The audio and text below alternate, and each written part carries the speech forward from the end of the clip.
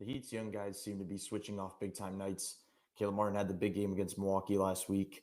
Gabe Vincent had the big game against Philly, which he followed up again tonight against the Magic with another career night. Max Strus seems to be the story. He's the spark that can basically got them going with a 20-point second quarter. He was still going later in the fourth.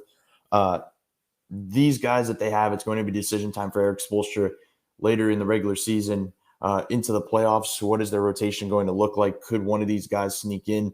It just feels like he's going to be playing the hot hand and whoever is rolling at that time, because all three of these guys have shown upside in certain spots. But I do want to go through some Max Strus film because it seems like we've gone over Gabe Vincent recently in the last one, and I just want to show just some of the ways Max Strus gets his shots. And I think the storyline here that I want to go over is just how simple Max Strus is compared to other guys. Just the way he generates looks. It's not flashy, as we know, but more importantly, he just does it in a way that there's no extracurricular dribbles, there's no extra plays, there's no counters like a Duncan Robinson has to draw up.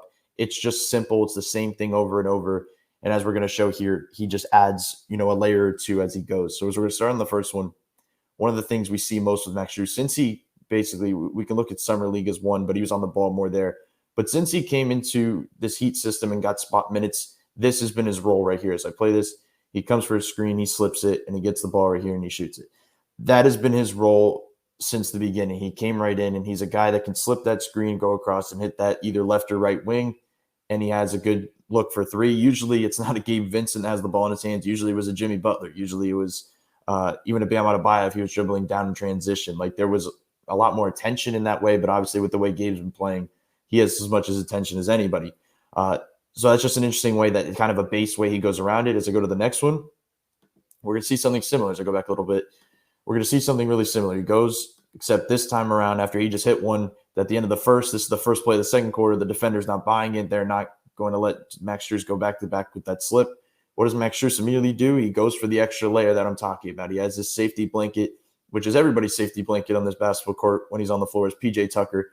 You find him, and he's going to come up to this wing right here. He's going to feed him, roll right back into a handoff, and that is way more than enough space for Max Strus to pull it. We can talk about, the shot system, the shot profile of Duncan Robinson in past years with just the contests that he gets and the looks he would get.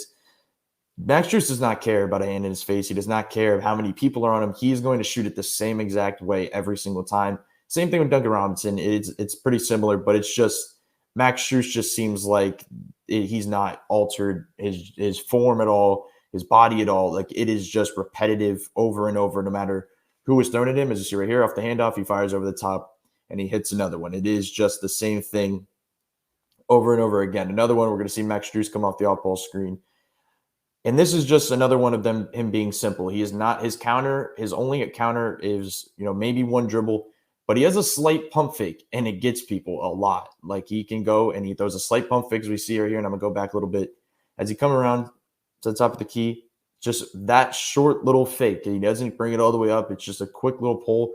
He gets his defender to fly all the way up and totally out of the play. It's not the first time that's happened. I'm going to show another one in a second, but it's happened in many, many games. That slight little pump fake just gets people. I think when you think of a pump fake, you think of somebody going all the way up, just because it's the way it's basically taught at a lower level a lot of the times. But it's sometimes when you're a quick release shooter and such a great deep threat like Max Strus, the quicker it is, the better it is, the more effective it is. So as you see right here, he loses him, open three, one of the better looks he's going to get all night. And that's what happens. There's another one, Kyle. When guys get hot, Kyle finds him. Like I talked about before, when Kyle's running in transition, he's going to look for Duncan Robinson. If he's on the floor. But the crazy thing is, if somebody is hot, he somehow finds the spots on the floor to hit them. This is what he does right here late in the second quarter, after I think he was at 17 maybe at this point in this quarter. He gets this ball. He looks like he's going to take a tough shot right here. Once again, he does not go all the way up with the pump fake. It's just a little slight pump fake. What does the defender do? Same thing as last time. Goes into the baseline. Max Strus, wide open three again. The simpler, the better for Max Strus. It's just the same thing, repetitive over and over. And I think that's what's so interesting about looking over Max Strus' film, because if I compared game to game, maybe his other better games of the season, you'd see such similar things. You'd see the same exact moves. You see the same exact looks. And that just shows a confident rotational NBA player. When you see younger guys come in and they're so maybe out of control and their looks are all over the place, you may not say that it translates well for the future or what's coming next. This is a guy that can translate well for what's next. So as it shows a little bit more, just some counters that he was throwing at him. We talk about Duncan Robinson constantly, and when he gets 2 to the ball. When Max Strus has 20 and a quarter in the second quarter, you know when that fourth quarter comes around, he's going to see 2 to the ball every time. We could talk about gravity. Gravity doesn't just apply to Duncan Robinson because he shoots threes. It applies to the game that happens, the game at hand. And Max Strus had all the gravity in this one. So as I go back one more time on the handoff, just to see how they defend it and how they jump out, his defender is not even almost worried about PJ Tucker. Like, it is all about Max Strus. What does Max Strus do? He doesn't care. Like I said before, he is not worried about contests. He's not going to change his jumper. As we see right here, he goes straight up and down in the same jumper he shot before, and he gets fouled, and he gets an and 1-3 right here. But the interesting thing about it, as I go, this is probably like a 2-play difference. Maybe there was one possession in between this one. It's the same thing, except it's on the left side. It's exactly the same thing. He's going for this PJ handoff on the wing. And what's going to happen here? PJ reads it. As much as the defense knows what's coming, PJ is ahead of the play almost every time. We talk about this time and time again defensively. But PJ Tucker is probably one of the smartest basketball players I've seen, just because he knows what other guys are basically going to do on a regular basis defensively. But seeing him step up into this BAM role where he has to run more handoffs and he has to be out at the wing where he's not usually at because he does not have a wing 3 unlocked, he's found ways to kind of outsmart defenses in a lot of ways to get good looks. And that one-hand floater, as we've seen, he can bury that every time. So as I go back one more time just to show how these teams are defending it and how they go out at him. He comes around, both fly to him. PJ has a wide open lane. No defender is there to help. Nobody's stepping up. And when you have that one-hand floater, as I said, unlocked, it just changes the game for an offense. So it's just interesting to say how things can work, not to get too off topic, but how things can work when Bam returns. If PJ can utilize that a little bit more, that can be huge. But looking at Max Strus, just the simple ways he goes about things, it's going to be hard to look away from his minutes as we move forward. And I've said that before. When Caleb returns, I think he deserves minutes just with the way he's been playing.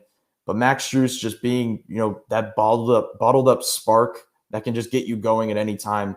It's important. It's important for a team that does not have many, offensive options, quote unquote, because without Jimmy, without Bam, without Tyler in this one, you need a Max Strus to kind of lead you the way. I think they pretty much had this one in hand just with the game they were playing against this Orlando team that basically was a team full of G Leaguers. But either way, this is a game that you're going to look back on. It's a career night for both Gabe and Max, but it's a game you're going to look back on and say, this was, a sign of Max Strus for what was to come with him as a play style, but the way he goes about things offensively in this league.